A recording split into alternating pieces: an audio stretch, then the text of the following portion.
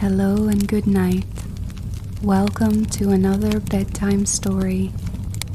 This story is meant to help you sleep or to relax your mind. Try and find a comfortable place, such as your bed or a soft chair. If you feel comfortable, you can close your eyes now. Try and let go of the day as we begin our tale. Tonight's story is Puss in Boots. Once upon a time, there lived a miller who had 3 sons, a donkey and a cat. When he died, he left the mill to his eldest son. He left the donkey to his middle son. His youngest son got the cat. The youngest son was not happy. "My brothers can have a good life with what they have," he said. "With just a cat, I shall be poor and die of hunger." When the cat heard this, he jumped up and said, "Do not worry, master. I can make you rich. Give me a bag and some boots made just for me, so that I can go running through the fields and forests."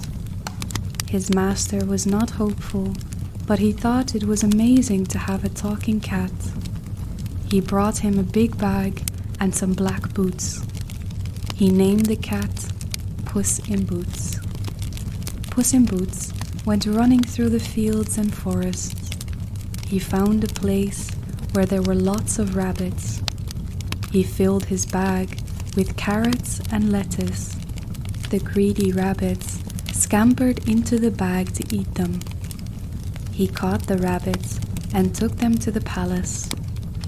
Puss in Boots told the king that the rabbits were a present from his master, the Marquis of Carabas. The king said, "Thank your master for his gift. I am very pleased." Another time, Puss in Boots hid among some corn growing in a field.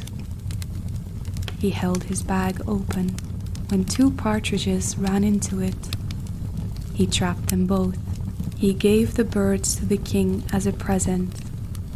The king was pleased and sent his thanks to the Marquis of Carabas. For 2 months, Puss took presents to the king. He met the princess, and she liked him very much. She always asked the servants to bring a bowl of cream for Puss. He lapped it up. It was the best cream he had ever tasted. One day, when Puss took a present to the castle, he learned that the king and the princess were going for a drive along the riverside. Puss in Boots ran home and told his master to go and swim in the river. While his master was swimming, Puss took away his clothes and hid them under a big rock. This was all part of his plan. Puss heard the king's carriage coming up the road. He saw the princess sitting next to the king. Puss ran up to the carriage and cried, "Help! Help! My master is swimming, and someone has stolen his clothes." The king recognized Puss and stopped the carriage for him. He asked one of his servants to return to his castle and get one of his own suits for the boy to wear. When he was dressed in fine clothes, the miller's son looked like a gentleman.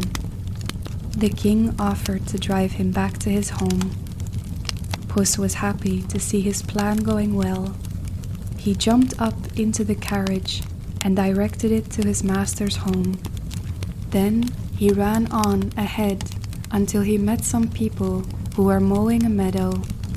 "Please tell the king that the meadow you mow belongs to the Marquis of Carabas, or you shall be chopped into tiny bits," he said. Puss ran on ahead again and met some people who were reaping a field. "Please tell the king that the field you reap belongs to the Marquis of Carabas, or you shall be chopped into tiny bits," he said.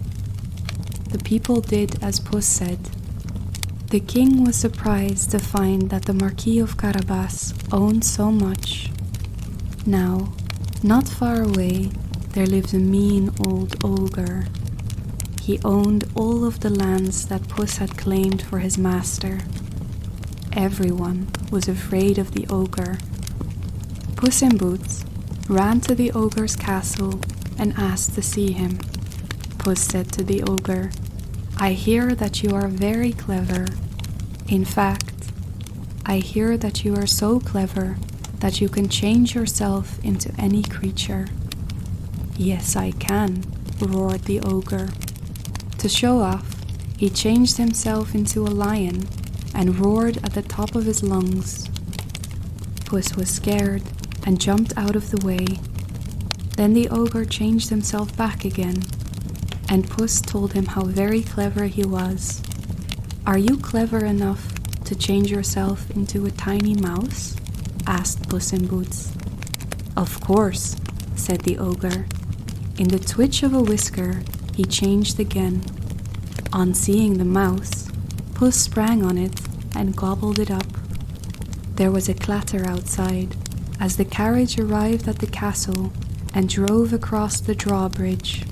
Puss in Boots ran out to meet them. "Your Majesty, welcome to the Marquis of Carabas's castle," he said. "Please come inside and join us for a feast." Puss in Boots soon set out a feast. The king was impressed by the beautiful castle. The princess was charmed by the handsome Marquis of Carabas, and they invited the boy to visit their palace. In the end, the miller's youngest son and the princess fell in love and were married.